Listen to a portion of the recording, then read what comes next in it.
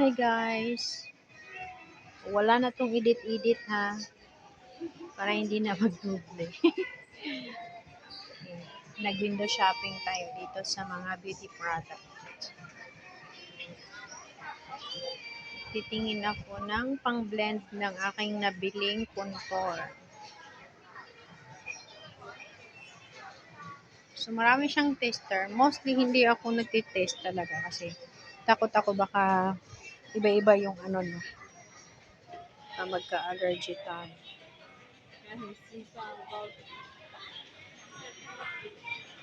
Pillow pa. Tapos, dito naman sa kabila, meron silang mga eyebrows. Tapos, eyeliner.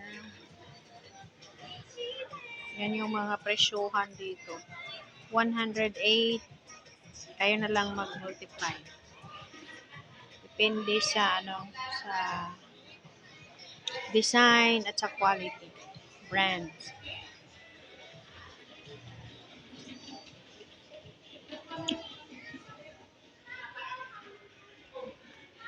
Marami na kasi mga Korean product dito sa Hong Kong, guys. Okay, I just want to share. Dito yung brush nila after mascara. Yan yung mga presyohan. Pero may mga expensive pa dyan. Hindi kasi siya same ang itong eyeliner nila. Maganda to oh. Super super tip. Napakaliit ng ba. Ang dulo. Tingin tayo sa ito, meron din siyang deep black na na eyeliner. Parang eyelash. Ayan siya. Oh. Deep siya. Kumbaga dark.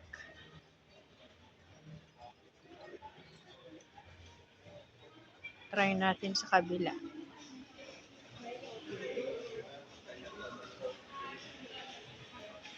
Ito yung nilalagay ko para moist siya tingnan after makeup.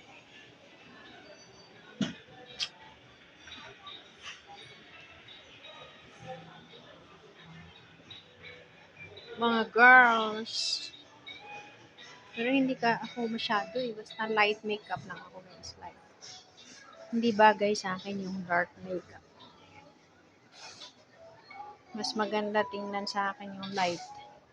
Ay, mga na pala to dito. Mga nail polish. Balik tayo. Dito tayo. May mga numbers guys. Ako nababagay ko sa number 2. Either number 2. Ito, nakikita nyo yan. Ay, saan ba ito? Ito.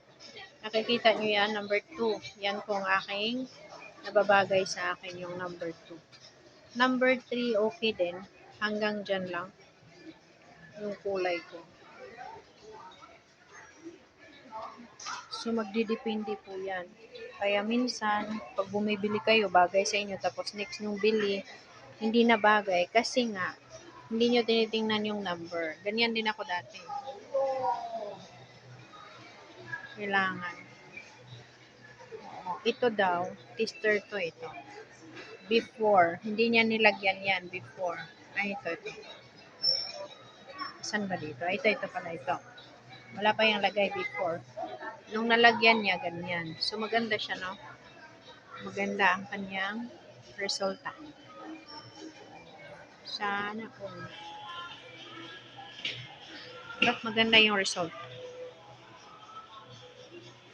Ito din ang isa, oh. Maganda din siya.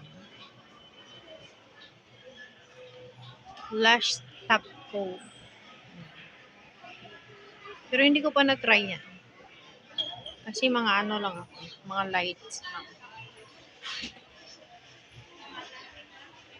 Dito naman, yung mga hyper sharp na liner.